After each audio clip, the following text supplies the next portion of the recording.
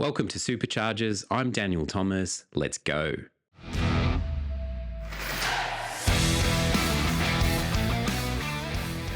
G'day, guys. The internet is the Wild West, but Google is also your modern day business card. My guest on this episode is Jason Barnard.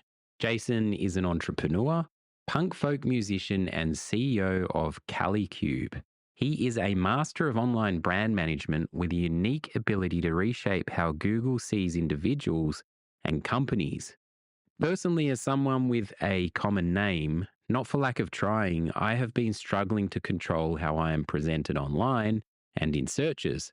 For a while, Google had my film work mixed up and it even thought I was Canadian. But after chatting with Jason, the reassurance and tools he offers are a game changer in terms of online presence. Here is my conversation with Jason Barnard. Are there any moments for you that stick out on stage where you played to the bar staff or you played to a lot of people or where something went wrong and you had to deal with it in the moment? One thing that stands out is actually when nobody turned up to the gig. And it would be an old man and his dog who happened to wander into the pub and had no idea who we are. And that taught me to always perform, always do your very best. And the idea was, how can we get this guy and his dog to enjoy the show, even though they don't know who we are? And that is critical, it has been critical to me, getting up every day and always trying to make everything happen, trying to make things move forwards, trying to, taking control, as you said, taking the initiative. And we also played a lot in the street. And we started in the street, and that means people are walking by. We're trying to entertain them. So it's not just about the music, it's about the show and about the exchange that you have with the audience. And you simply don't make any money at all if you don't have empathy. So it became a show as much as a musical extravaganza, let's call it. So playing in the street taught me to give a show in order to merit people's attention. Playing in the band taught me that every time we played, somebody had either paid to be there or somebody was paying us to be there, and that we owed it to them to always deliver, however bad we felt, however little it was encouraging, like the one man and his dog.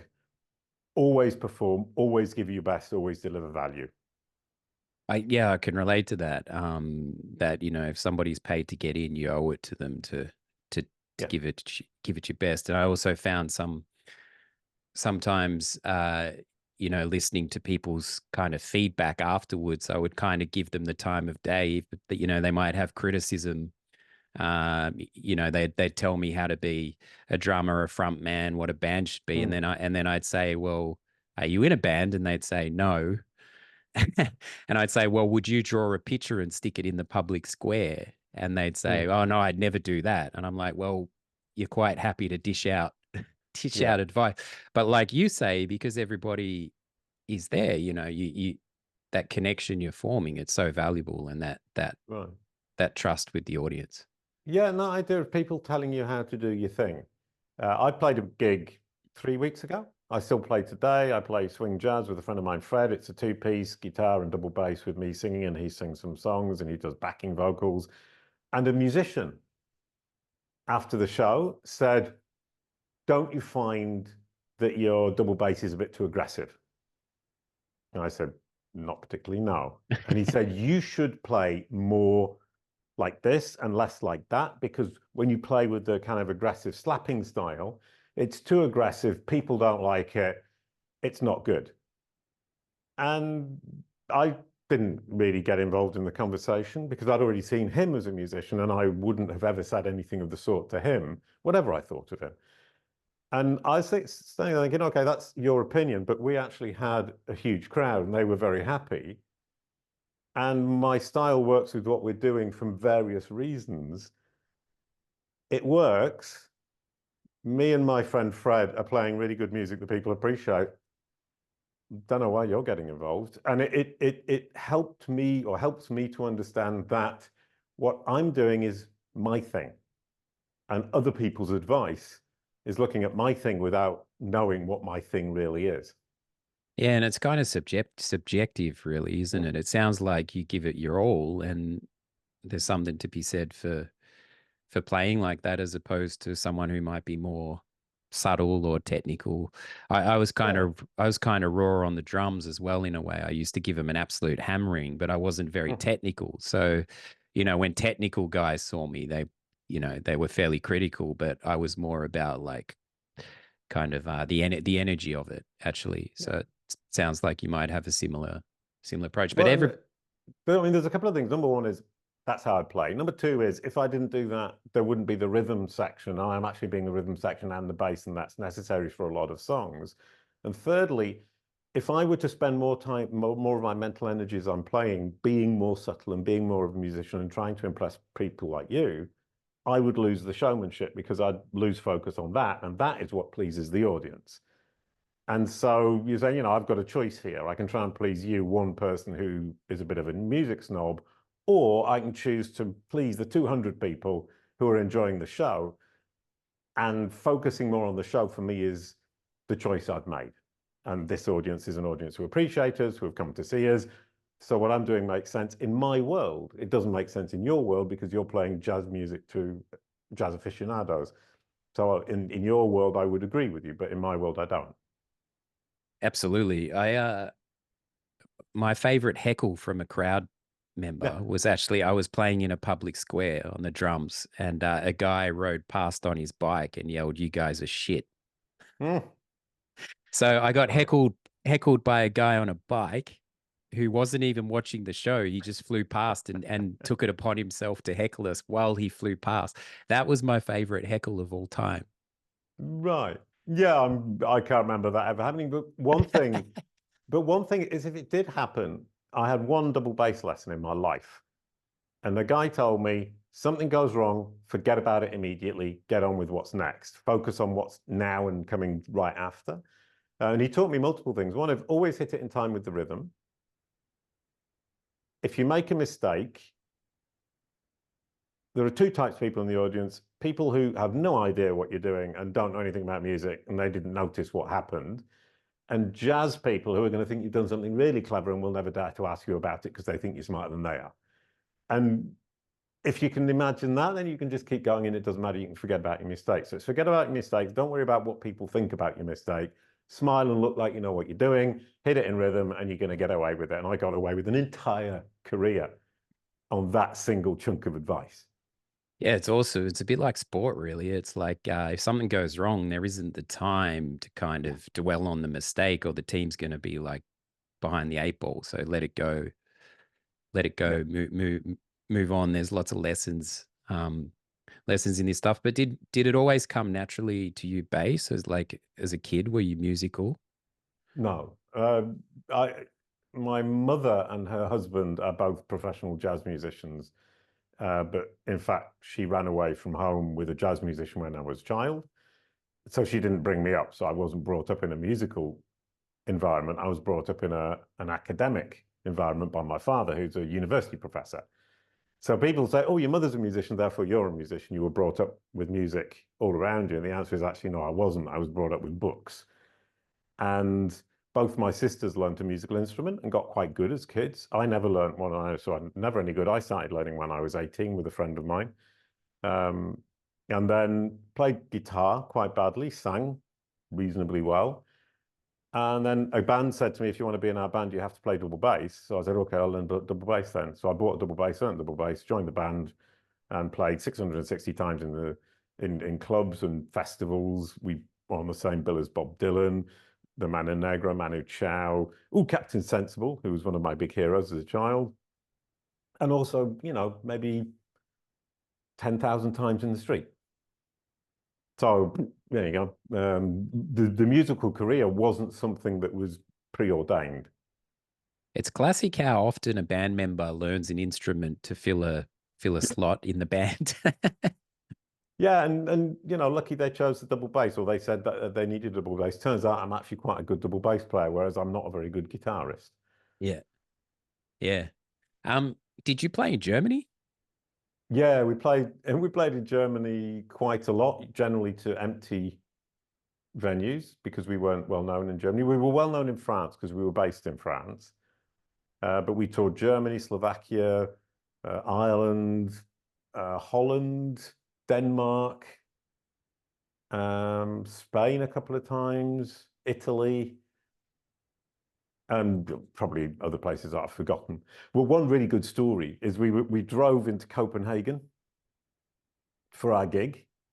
And as we drove through the town, one of my bandmates said, "Isn't that your mum?" And I looked out the window, there was a huge poster for my mother. Oh, wow. And they were playing the same night in the same Ah, town. oh, amazing. That's classic. Yeah. It So was really cool. did you have any inkling to kind of cross paths there, or No, I didn't know she was playing that. I mean, she obviously yeah, played a lot that's of gigs. She was a professional musician, but we happened to be playing in the same place at the same time. We yeah. don't talk much, so Mm. I wasn't aware of her itinerary, and it was just really funny because hey Chase, isn't that your mum? And you were, oh, poster of my mother like this big. That's crazy. Yeah, cool. Yeah, I very thought that cool. was fun. Yeah, very cool. Very cool. But you don't remember playing in Hamburg? No, I wish I had, because then I could have pretended to be the Beatles. Yeah, well, that's because that's where I am right now. Oh, brilliant. Yeah, so I'm an Australian in Hamburg, but what was really appealing about this city was some of that rock history and the Beatles history. Right. And Hamburg has a really positive vibe Oh, around cool. music, regardless of style. So, Oh, we uh, missed out. yeah, so I was just, yeah, particularly with the Beatles history, you could sense it here down on the Reaper Barn, and there's obviously a monument, and the places are still there. So it's obviously significant to their history, but it's a cool Yeah. city in terms of music. So if you ever get the chance, recommend it. Yeah, on my next world tour. Yeah. But in fact, I went to university in Liverpool, which is where I joined my first band as a singer. So I was just the singer, and we played the Cavern Club, which Ah, is cool. cool. So Mm. I've got the Beatles history, but I just didn't do the Beatles history in the really cool place, which is actually Hamburg and not Liverpool. I think it's awesome to have graced the same stages that have that history. Experiencing that in London's just something I'm so grateful for. Like to have played in some venues where Dylan and Led Zeppelin and Hmm. even more modern day bands and stuff. Just you can feel that history in the walls. Yeah, you're lucky because we never got much in the way of London, Mm. and I missed that. Mine was all in France and Europe, and so lacked that deep rock history, if you like. But we played with some famous French bands in some decent festivals, and it was a lot of fun. And the nice thing about France at the time was there was a whole alternative rock scene that was based on punk. It came out of the punk movement, but with folk music from Eastern Europe and Spain because of the Mana Negra, and Northern African music, all mixed in.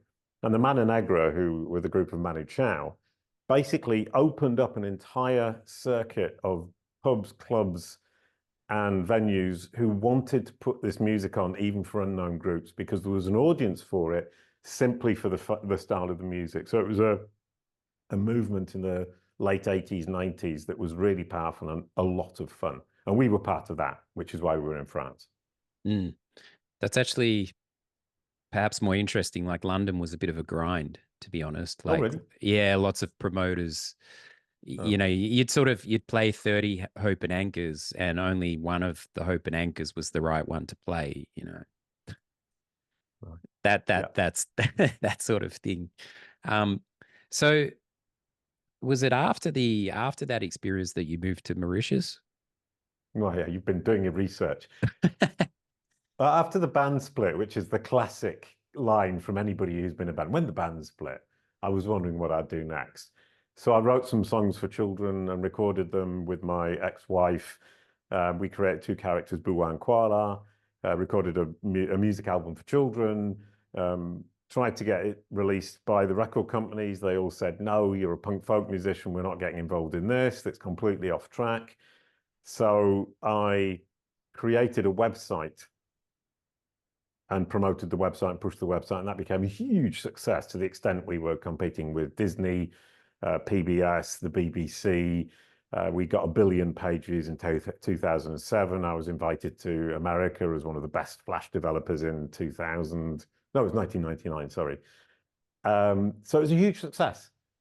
And we moved to Mauritius, not because we were a huge success, but because people at the time in 2000 were saying you can do the internet from anywhere in the world, but nobody was actually doing it. They were all kind of sitting in San Francisco or London or Paris in our case.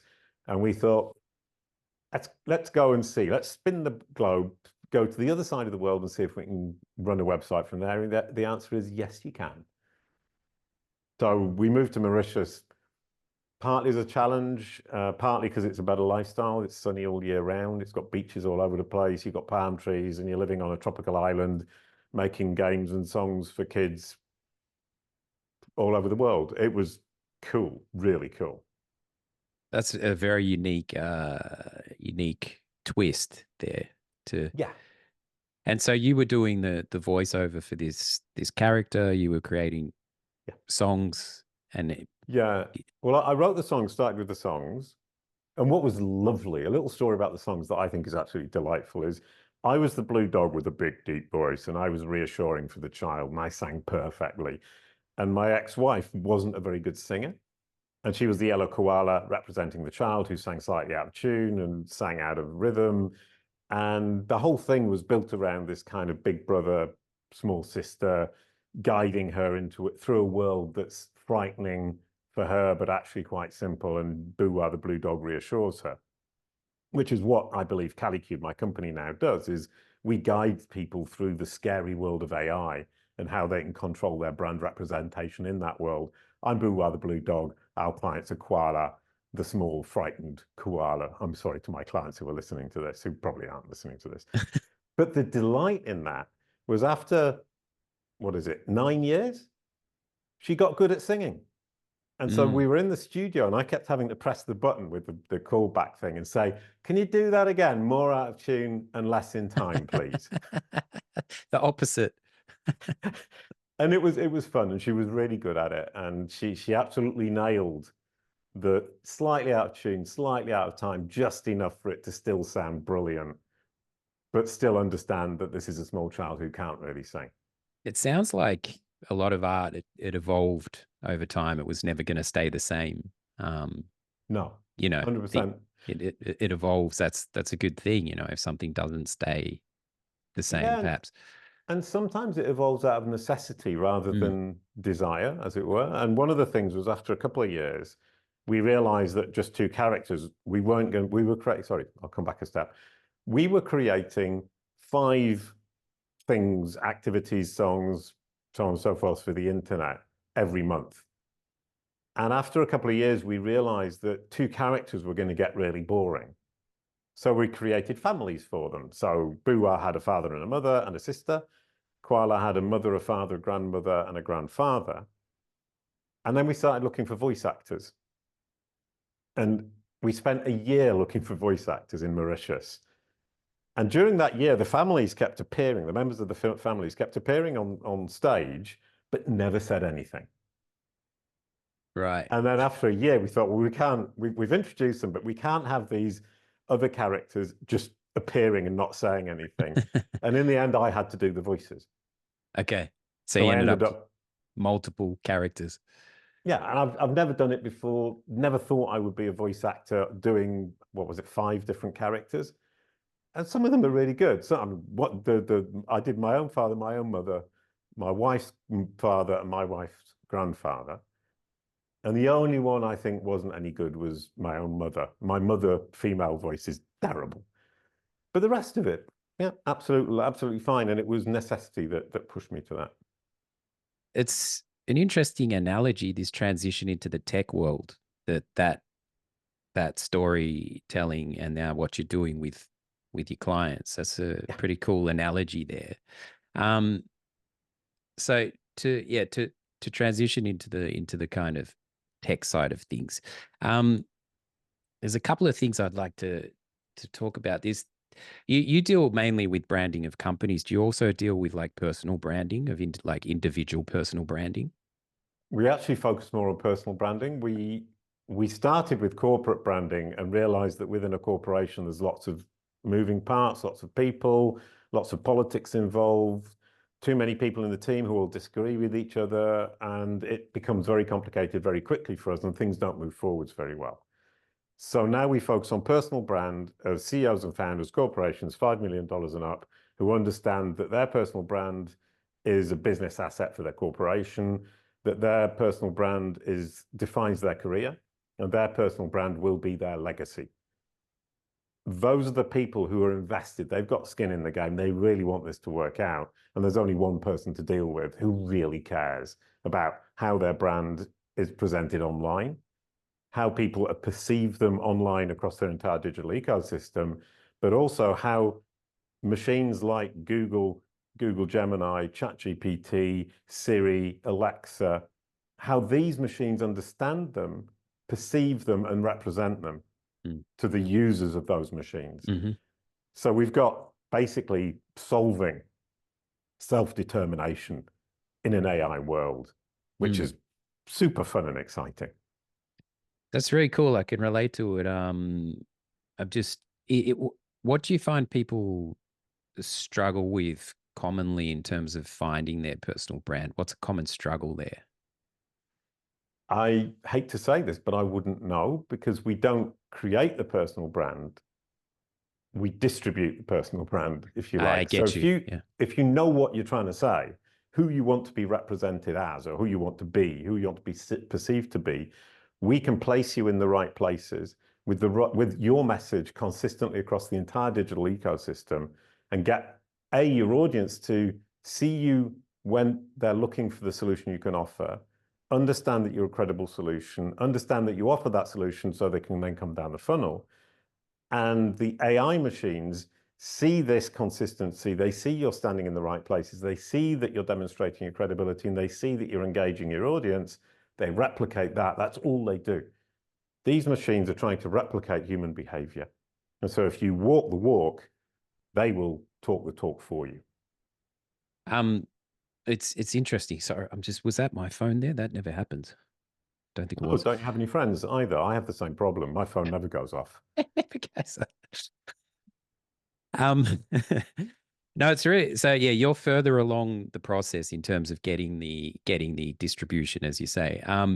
Because something I've wrestled with, exactly what you're talking about. Like I've been trying for probably a year or so to get a grasp of my Google Knowledge Panel, and I found it fascinating because, like you say, it's gathered all this data. I have a very common name, right? I have two first names, so I don't have a unique name. So at one point, I was mismatched with a whole heap of other artists. And so then I was trying exactly what you're saying. I was trying to rein it in and get some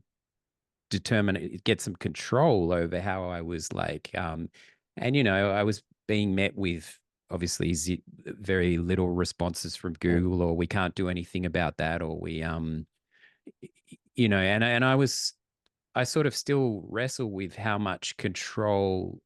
I think I've got it to a point now, like I've cleaned it up. At least it's representing me and some of the projects, and it's fairly accurate. But when I try to get into the nitty gritty of it, and it's reliant on other information, I've hit a lot of walls with that. So, and I know a lot of people aren't even aware that there may be Google Knowledge Panels about them. I've just, in terms of what I do, I got onto that and took, what do you call it, the ownership of it, or I claimed it, to try and retain that control. So where's that going in terms of this stuff like knowledge panels?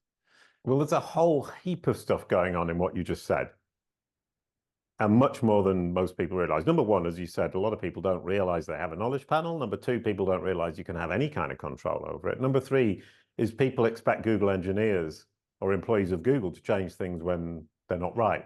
Truth is, the Google engineers have no control either. The AI algorithms have control. And one of our clients came to us and said, oh, well, my book has been mixed up with somebody else. We've both got the same name, and Google's mixed up the books. I contacted Google. A Google engineer changed it for me so they can change some things. 2 weeks later, the algorithm switched it back. Yep. The algorithms were saying, the human being who's corrected this is wrong. and they just switch it back. So the algorithms have control, not Google and not you. The good news is that John Mueller from Google, who's their spokesperson, said, outside of Google, Jason Barnard knows more about knowledge panels and how to control them than anybody else. And we have free guides that allow you to do this. And it's not about asking Google engineers through the form on the knowledge panel. That isn't the way to change things. They can change some things, they can't change others, but if they change it and the algorithm disagrees, the algorithm will switch it back. So what you need to do is change the source of information that's convinced the machine that this incorrect information is correct. Yep. Why is it getting it wrong? And it's a machine, and it's a very stupid machine. It learns by consistency, clarity, and repetition. That's it. That, from my experience, that's what I found. I literally had to tell it 5 times. And like you said, it kept pulling in the same film or whatever that I wasn't in. And then I just over and over, I just had to keep, but also trying to go to the source, which is a bit tricky because IMDb can be a little tricky to control also, and that's its source. So yeah, I've kind of been fascinated by it because I've tried to rein it. Well, there is one point that there is never one single source. That source will have been corroborated somewhere else online. So Google doesn't say, it says it on this website, therefore it's true. The exception used to be Wikipedia, but that is no longer true. It doesn't rely on Wikipedia half as much as people think it does. And in fact, number one is, to give you an idea of to what extent it doesn't need Wikipedia, Wikipedia has 6 million entities, articles about people, companies, topics, whatever you like. The knowledge graph, which is Google's equivalent, it's a machine-readable Wikipedia that it uses in real time in its algorithms and it uses for the knowledge panel, has 54 billion. Compare 6 million to 54 billion, and you realize Wikipedia really isn't that important. The other thing is this 54 billion entities, for which they have 5,000 billion facts, at least, by our estimation, are not all taken from a single source. They're taken from one source primarily and then corroborated around the web. And the most powerful source is not IMDb or Wikipedia, it's your own website. If you have a website and you can set out the facts, and this goes for Google, ChatGPT, Microsoft, Amazon, Apple, all of them work the same way. If you can convince them or explain to them that that website represents this person, you set out the facts, and then you point to the corroboration from that website that clearly and consistently confirms what you're saying on your website, including IMDb, Wikipedia, Crunchbase, all the other sources you can think of. If possible, they link back. The machine will look at your website, say, okay, I've understood this. Now let's check. It goes around and checks, says, okay, that's true. And you can say anything you want to it. You can get it to understand anything you want. That's very reassuring, actually, because my misunderstanding was it was Wikipedia and these other, and that was where I was getting. I think it's really important what you're doing because it was giving me some anxiety because I want to be I want to be represented factually correct in terms of the projects I've been involved with, and it felt like I was holding on to trying to hold on to the piece of soap, and yeah, to throw in a metaphor, but I couldn't seem to, as I say, I got it better than it was, but to know that your website can be the hub, can be the kind of foundation, that's really reassuring because we're very much in control of our websites. Yeah. Well, it's a hub with spokes. And I mean, the tricky part for most people is explaining clearly on their own website who they are, what they do, which audience they serve, and why they're credible. But then going around of all of the sources that talk about them and making those clear and consistent as well. And that's where we come in that, number one, finding that information is very difficult, finding all of the resources. We worked with Joost de Valk from the Yoast WordPress plugin, and he sent me a list of all the resources he knew about, and we found 40% more. Because we have a machine that does it automatically, the only machine in the world that does this. And so finding it is point number one, and then going around and changing it all is pointing them to. It's really boring and takes an awfully long time. And so we take that weight off our clients' shoulders. But obviously, DIY, what I've explained to you, isn't rocket science. You can do it yourself. You can also download the guide, kalicube.com, kalicube.com/guides. And there's a 60-page guide, how to do this for personal brands, how to do this for corporate brands. Download it, knock yourselves out, it's free. What happens when somebody's quite, well, I'm referring to myself, quite multifaceted? So Yep, great question. it's one thing that I've struggled with is, and it's a little bit frustrating, is this, this niche. If the algorithm doesn't understand that you're in one lane, I would love to be like, if I was a baker and it was very clear that I make pastry and that's my thing, that would be so awesome. But Yeah. I've embraced my multifaceted, like you, I have music and storytelling and so many creative, primarily storytelling and in various ways. But as a multifaceted person, like you say, all these spokes or whatever they may be are pointing in like different directions. That feels perhaps a bit trickier to kind of streamline or rein in from the website. 100%. So the other super trick we play is we understand how to get Google to focus its attention properly. So it's a child that learns by repetition, but it's also a child that fails to focus on one specific thing unless you help it to focus on that one specific thing.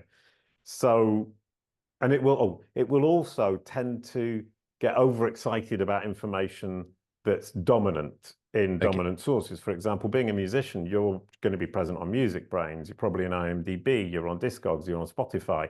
All of these sources that the Google the child and ChatGPT the child go, oh, I know that, that's really cool. And it's also information that's already been organized. But then, you've also been in a film, so you're on IMDb, you're on Rotten Tomatoes. It will naturally think musician, actor, two different people. How do you get it to understand it's the same person is your first problem. Then you've written a book, it's an author, third person. Then you're on Crunchbase because you've created a company and you're on the company website. That's another person. So the first thing is to get it to understand that all of these 5 different people with the same name are actually the same person, and that the other 50,000, 100,000, 300,000 people with exactly the same name are different people.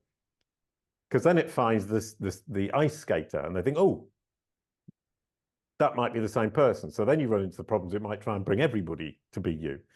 So it's a very delicate balance, and it's true for everybody. However much you think you're not multifaceted, you are. And then the trick, once again, we come back to the hub. Is from the hub, you can basically explain to Google and ChatGPT and Apple and Alexa, this is where we're focusing today. All the rest of it is true. All of the rest of it is me, but it's not the focus for my audience today. And the way I worked on it was, I started doing this because when people searched my name in 2012, it said at the top, Jason Barnard is the voice of a cartoon blue dog. And I was trying to get work as a digital marketer, so that obviously didn't happen.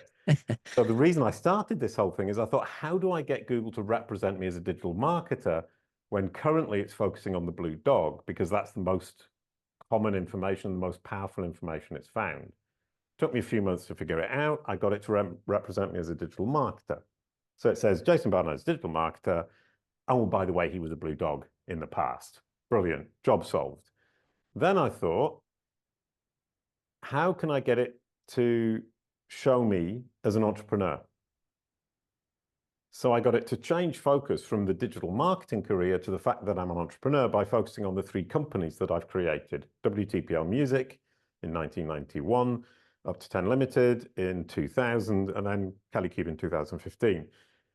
So I could educate it that although I am a cartoon blue dog, I was a musician, and I am a digital marketer, primarily I want to be recognized as an entrepreneur. That's where it should focus. So I just shifted its focus over time, got it to focus on entrepreneur. So now when you search for me, it says Jason Barnard, entrepreneur, and it focuses on that aspect, that facet.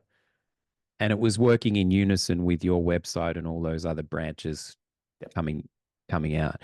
It must be very satisfying to like get a hold of all that and have some Yeah. sort of control in it, because you're not sort of, I could say, taming the beast. You're not taming it, you're nurturing it. As you've said, you're giving it what it needs. So I treat Google like a child. I treat ChatGPT like a child, Alexa, Siri. They're all children to me. And I'm nurturing them, as you say, educating them and helping them to understand. And it's, as you say, deeply satisfying because it's in direct control, but it's still control. And it takes time. It takes months. It doesn't take days. It takes months to get them to understand something, and to get them to truly understand something and truly believe it, it takes years. And I talked to a client the other day, and I said, he was saying, well, why don't I have, incredibly stable knowledge panel with exactly the information I want, with the photo I want, with all of the results on the page that I want? And the answer is because you've only been working on this for a year. I've been working on mine for 12 years. Needs time. And yeah. And I didn't say to him, it's going to take you 12 years, because I built the machine and trained a team to compress that 12 years down to 3. But 1 is still too ambitious. It's not 1 year, it's 2 to 3 years. Then you've got stability. Then you've got a machine, a child, who understands completely, understands the priorities, and won't let go of the truth that you've taught it. That's when you've nailed it.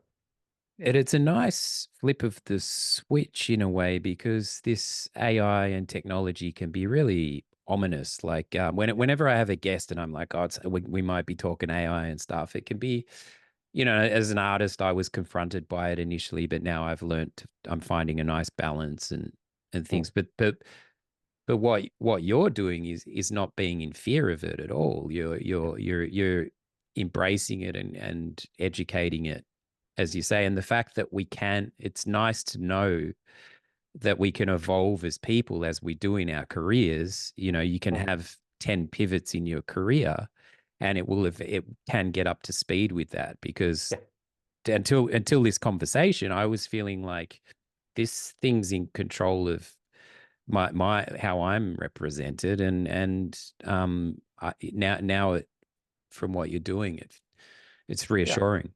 Well, it's in control as long as you let it be in control. And the reason it's in control is because you're not helping it. I mean, it doesn't particularly want to be in control. It wants you to tell it, who you are, what you do, which audience you serve, and how you want to be represented. But you're not doing it clearly, so it doesn't understand. So Google is actively looking for what I call the entity home, which is that website. And John Mueller from Google confirms that that's what the machine is looking for. It doesn't like social media profiles, but it will use them if that's all it can find. It doesn't want your employer's website, your about page on your employer's website, but it will use it if it's all it can find. It wants your own website. And if you give it the website and you're clear with it, and you use it as that hub-spoke model, and you're clear across all the consistent corroboration around the wheel, the child will simply understand. It will understand who you are. It will understand how you want to be represented, and it will represent you the way you want, as long as there's no reason not to, i.e. you're misrepresenting yourself, because it has no reason to misrepresent you unless it's just simply misunderstood. So it doesn't have this kind of driving ambition to misrepresent people, which is what some people think. It's got a driving ambition to represent you the way you want, but you have to help it. And it's in my opinion, your responsibility, but that's just my perspective. For sure. No, I think the clarity has to be there from what you're trying to do. But if, like we say, if it's taken you a number of different left turns to find that clarity, they're still at play.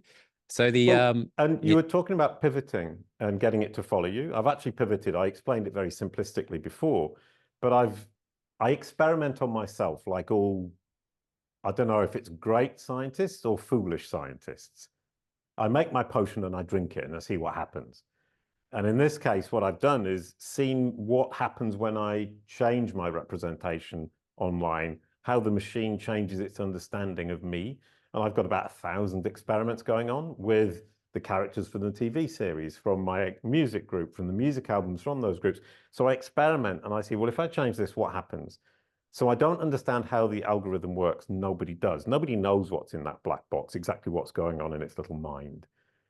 But I can predict with incredible accuracy I can predict what will come out according to what you put in. So I don't know what's in the middle, but I can say, if you put this in, this will come out. 95% of the time, we're going to be right. And that's incredibly powerful. And the thing about the pivoting is I've learned to do it so well on myself, because I pivoted from musician to, what was it? It was musician to songwriter to digital marketer to SEO consultant to author, and now to entrepreneur. So I've done that multiple pivots just to experiment. And now it takes me 2 months to pivot each time. 2 months is quick in a world of knowledge where the child has understood. You're saying to a child, what you thought you understood is now no longer your priority. We're going to change your priorities from author to entrepreneur, which was the last one I did. And it takes me 2 months to re-educate the child. Which is, yeah, that's very rapid. It's cool, isn't it? Yeah, it's very cool. I keep saying that's cool, isn't it? But no, but it is. It really is. You found a solution here that's I didn't realize it, but it's something I've been really wrestling with for a while, and been frustrated by, and these huge sending things off to Google and knowing that there's going to be no response, and just like, well, what am I doing here? So you've found that solution, yeah. And it's so frustrating, because you write to them, and as you said, they either ignore you, or they say we can't change it, or they change it and it switches back. Those are basically your three choices. And the solution is really simple, as I've explained, and we give it away for free on the website. Kalicube.com, kalicube.com/guides, and that was to be helpful, not to promote myself. Because it's so important, and because anybody can do it, the 60-page guide just tells you exactly what you need to do, and you go through it and you do it all, and your job's done. The problem we all have is consistency, dedication to the task. It's really boring. It takes a lot of time. And then as we evolve, we have to keep updating. So it's something you need to maintain over time. And that's where people often get lost. You also need to track it so you understand what's happened, when it's changing. The algorithms changed, at which point things might change despite the fact you haven't changed anything. Your market changes. Somebody releases an article about you and you don't know about it, and that will affect the way the machine understands you if it happens to corroborate something that the machine had half understood. So you've got all these moving parts that go on over time. So number one, it's long. Number two, it's boring. Number three, it's difficult because you need consistency. Number four, you need to keep at it. So don't want to discourage anybody, but if you let go, the machine will just make its own mind up, and it will probably get it wrong. That's my, just, I don't mean to keep referring it back to me, but it's just the example. I just had to persist and persist until I finally got it into at least a shape that's accurate. But it took a lot of persistence to get it to cooperate. Yeah. And no, to get it to cooperate, that's exactly the thing. The machine will do whatever it wants unless you help it to understand what you want it to do, and you can only get it to cooperate if you're convincing enough. So you need to convince it to listen to you about you, and it takes time and it takes effort, and it's like a child. You need to nurture it over time. And another thing is, a lot of people come to me and say, well, my solution is Wikipedia, or my solution is geeky schema markup, which a lot of people believe is the secret sauce, but it isn't. These two things, Wikipedia, Wikidata, schema markup, or just building a personal website and thinking that's enough. Those are the big pitfalls that people fall into. None of them are enough. All of them will help, but none of them are enough. So you don't need schema markup. Schema markup's the geeky thing that a geek will come in and say, oh, we've got to write you this schema markup. It's going to cost you a fortune. You don't. You need to be clear on your web page, link out to the corroboration, link back from the corroboration to your web page. Job done. So it's about getting things to talk to one another. Yes. Get them speaking to one another. Yeah. Yeah. The child comes to your website, goes out to the Crunchbase, sees the same information, links back, comes back, goes out to MDB, sees the same information, comes back, goes out to your best friend's website, sees the same thing, comes back, goes out to your employer's website, sees the same thing, comes back. You can see what I'm getting at. It's really boring. The child is learning by repetition, clarity, consistency. If you can do that, you've won the game every time. But also, like you said, there's an element of your own clarity that needs to. You can't expect it. You can't expect it to work kind of miracles if there's not a lot of clarity there. Yeah, I mean, if I say I play the most delightful, beautiful piece of wood from Hungary that is in the form of my grandmother. That could describe my double bass. As a human being, you might have understood that. The machine's got no hope. So you have to kind of think about how the machine understands. The machine doesn't have a sense of humor. It doesn't understand poetry. It doesn't understand irony. It doesn't have any culture. Is that the case with ChatGPT? Because in terms of ChatGPT doesn't understand what it's saying. No. So ChatGPT doesn't have culture. It doesn't have a sense of irony. It's it doesn't have a sense of humor. It's just spitting out generated information from So, from wherever it's pulling it. Yeah. Sorry, from a geeky perspective, you've got a couple of things really important going on. Something like ChatGPT is what we call a large language model. And all it's doing is predicting what the next most probable word is, which is why it hallucinates. So if it starts off and it goes off in the wrong direction, it will just get worse and worse and worse and worse because it's predicting the next most probable word. And I'll give you a really good example as a musician. If I say to you, 1, what's the next word? 2. If you've only trained it on song titles, the next word is step, 1 step beyond, the Madness song. So if you've only trained it on song titles, it's going to say step. But if you've trained it on a data set of mathematics, it will say 2. Interesting. And other topics as well relative to 1, yeah.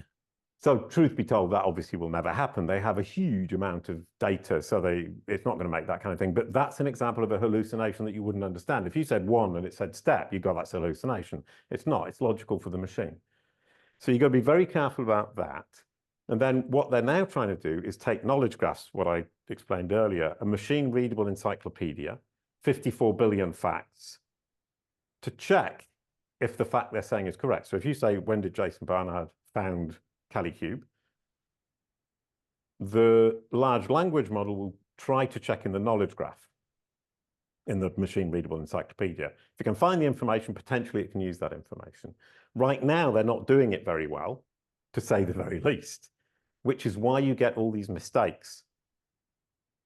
And I'll give you another story, is a little bit of information is much more dangerous than no information at all. Because for my ex-wife, I educated the child for the knowledge panel that she's a voice actress and a singer. And she got a knowledge panel, it's beautiful, she looks wonderful. You think, wow, Veronique Barnard, she's this cool voice actress and singer. And Google's got it right in the knowledge panel. But if you ask ChatGPT, who is Veronique Barnard, it says Veronique Barnard is a Canadian, she's not Canadian, she's French, a Canadian actress and singer who started a career in 1965, she wasn't even born, with a film called Allô, mes chéris, produced by Radio Canada. The film doesn't exist, Radio Canada does.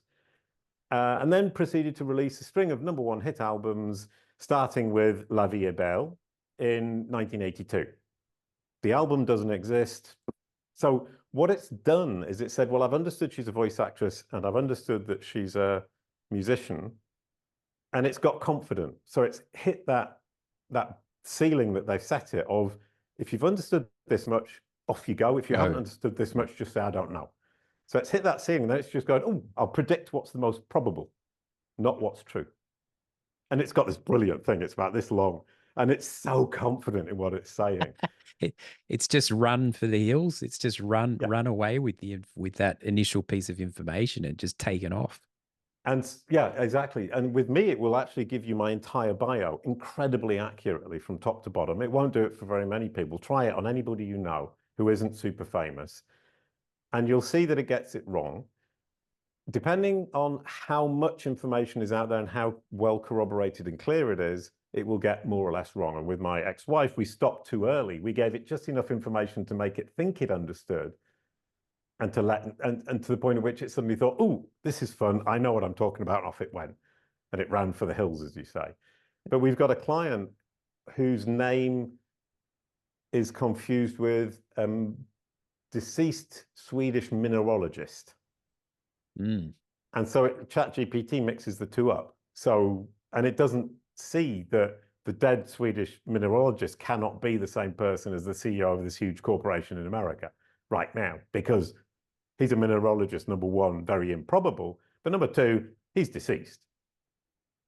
So ChatGPT and these large language models do not understand what they're saying, and that's going to be a problem for the next few years.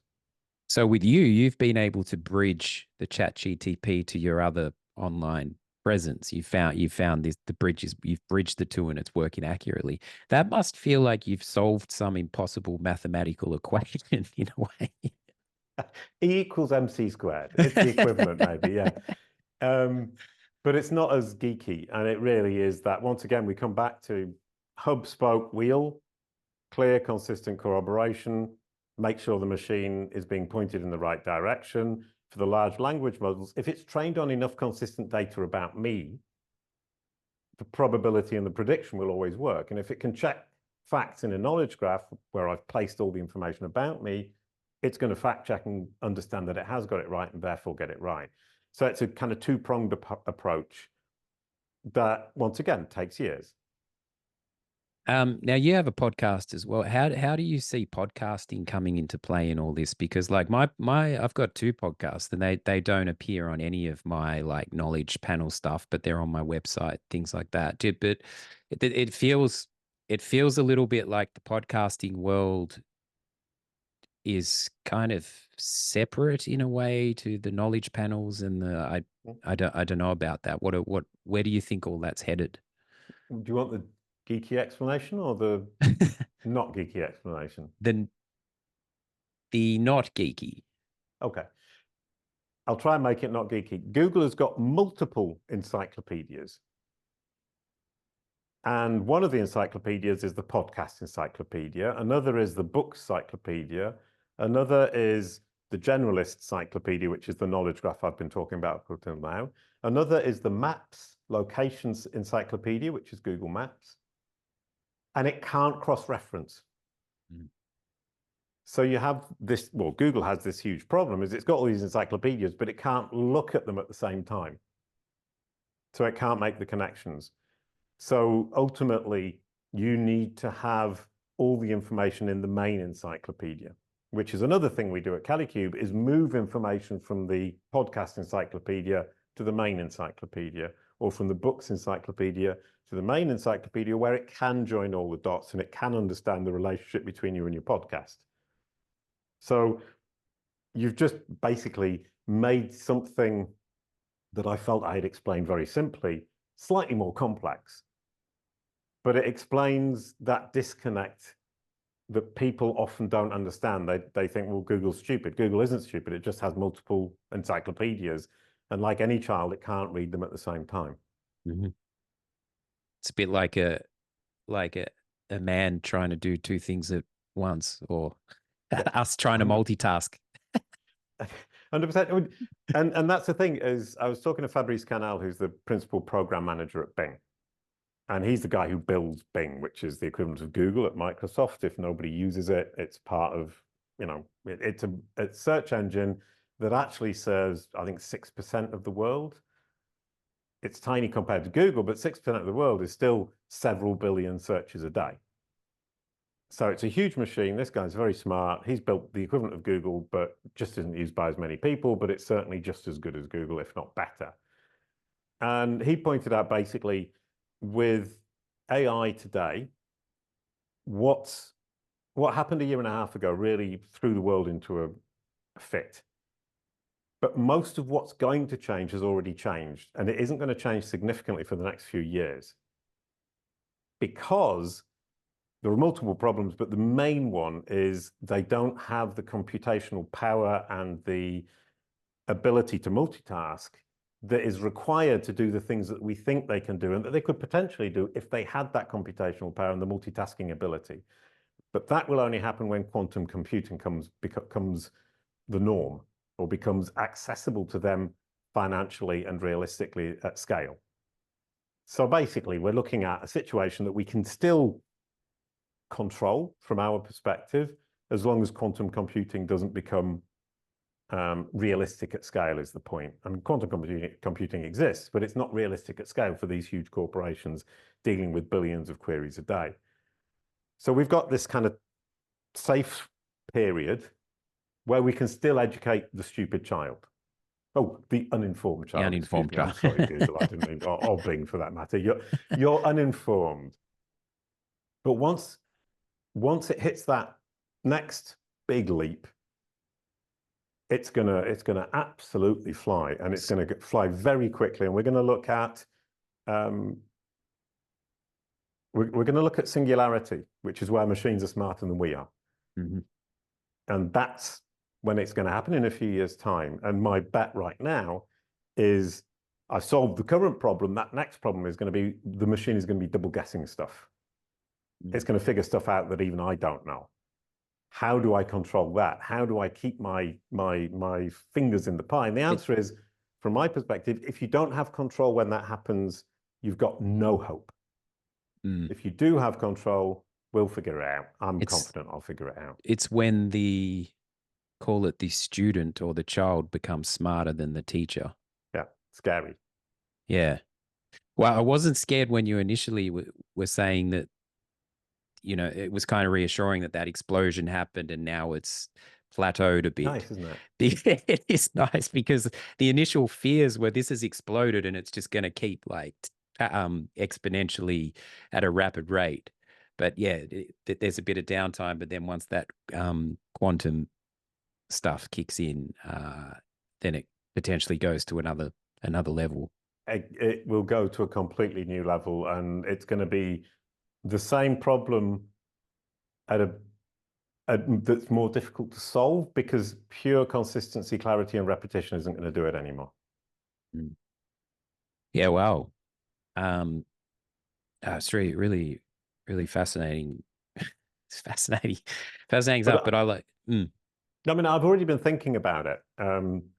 Obviously, I don't know what's going to happen. I haven't got a crystal ball to see into the future, but certainly we're seeing already in Google's master encyclopedia that it extrapolates information and makes associations that are a bit strange.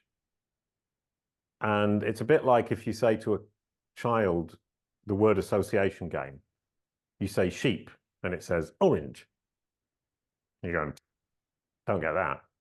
But it's because it saw a story about a sheep in a cartoon, and the sheep was painted orange at some point because of some silly accident, and it was part of this humorous story. But for in the mind of the child, the color orange is associated with a sheep, but you have no idea why.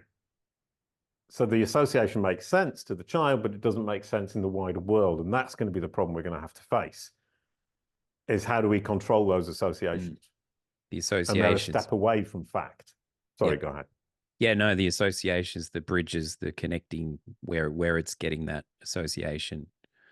I'm looking forward to it, to be honest. But well, you've sort of thrived in the challenge of getting control of this. And like I say, I'm repeating myself, but I didn't realize that I'm not a tech person or whatever, but I as an artist, I'm very conscious of how I'm represented, and I was feeling that I was struggling to get control of this stuff. But with what you're doing and the challenge you're enjoying of finding ways to guide this stuff's very cool. Do you have some sort of daily practice or a challenge you'd like to offer the listeners that has benefited you? It can be absolutely anything.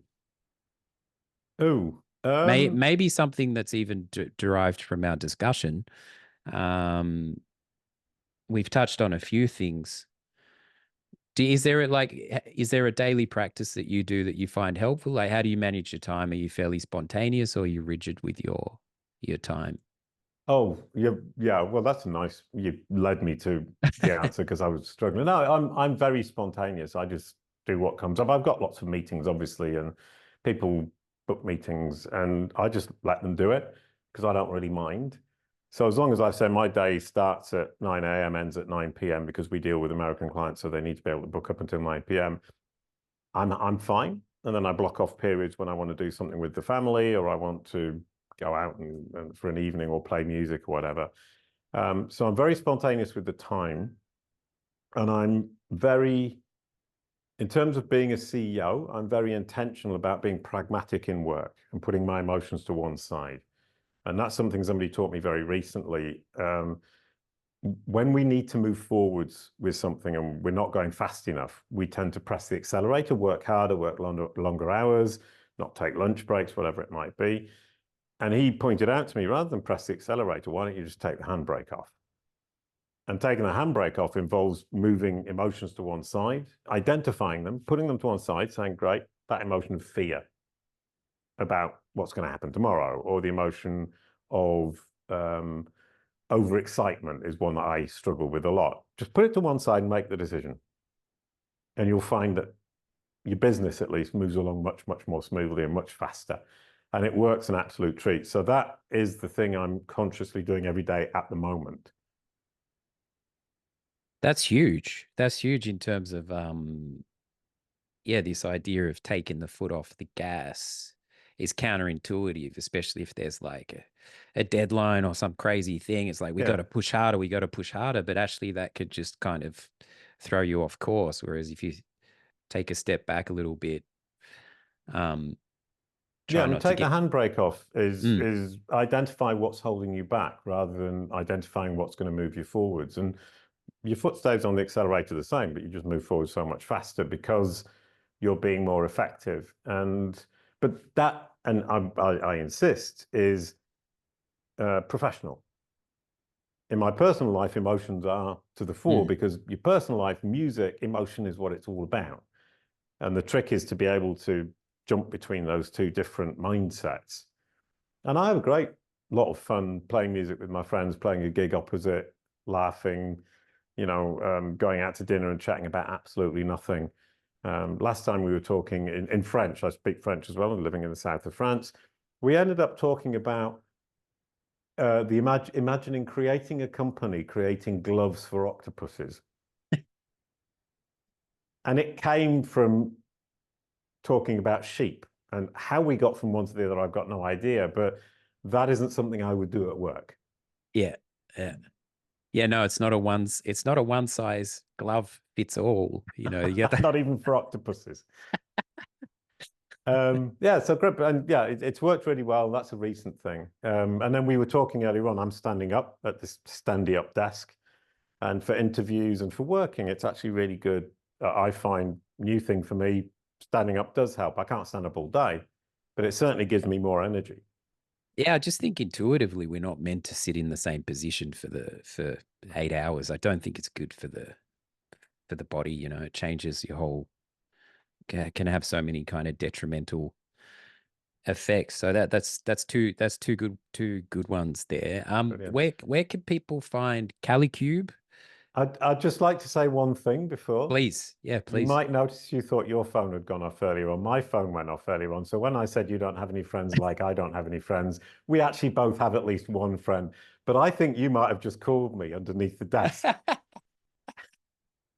The thing is, it came up with a notification on my screen, but I have it on airport mode because I never have it on. So I'm like, what's going on with my computer now? It seems to be. So That's awesome. beyond, Well, I'm not going to edit it out now. I can perhaps I leave it unless it exposes someone's number. no, it won't. I have one friend in the world and they just called me. So yes, to find me, search my name on Google, JASON BARNARD. And the idea there is it's my Google business card. The knowledge panel that we were talking about earlier on will give you the facts about me, Google's version of the facts, which is actually my version of the facts, which isn't the case for most people in the world. Then you've got my personal website. You can visit that to find out more about my life, my professional website, my company website, Kalicube. work with me. Some articles if you want to read more about the stuff we're talking about. Link to the guides is probably there as well if you want the free guides from Kalicube. My LinkedIn profile if you want to go to LinkedIn. My IMDb if you want to go and find out about me as a voice actor. So what I've done is I've crafted and designed my Google business card with the aim that you can search my name, Jason Barnard, and it's up to you how you engage with me. That's a great term for it because it is a modern day. That is how we don't tend to hand out manual business cards anymore. It's very old school. So that this is the digital way that you represent. It's very progressive. It's keeping up with the times. There's also, as you've mentioned, the resource on Kalicube and that's a free resource people can get emailed.